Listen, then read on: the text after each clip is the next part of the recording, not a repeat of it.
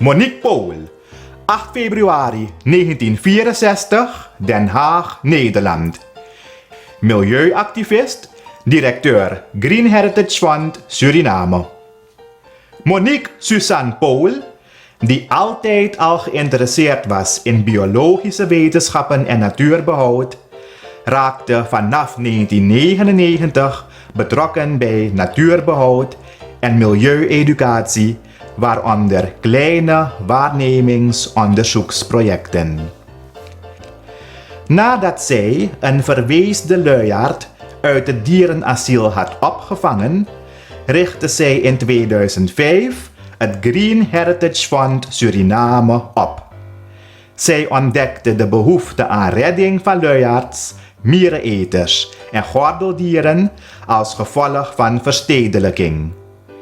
Paul verzorgt en herplaatst deze diersoorten, doet onderzoek naar dolfijnen en zeekoeien en geeft voorlichting over natuurbehoud, duurzame ontwikkeling en klimaatverandering. Paul heeft een holistisch wereldbeeld en gelooft in het concept van One Health. One Health erkent het verband tussen de gezondheid van de natuurlijke wereld en de wilde fauna en flora die er deel van uitmaken en de onlosmakelijke band vormen met het menselijk welzijn.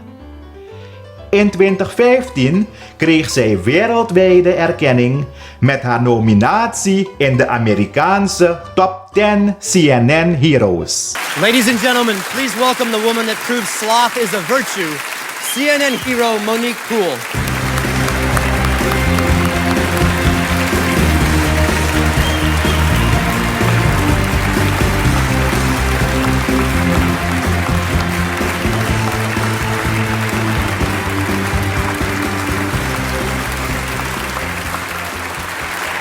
Tangi, dank u. Gracias, thank you.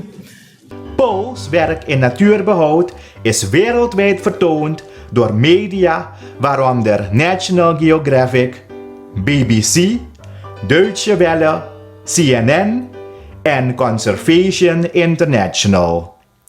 Paul werd benoemd tot officier in de ereorde van de Gele Ster in 2018 en ontving een Franse staatsonderscheiding in 2022.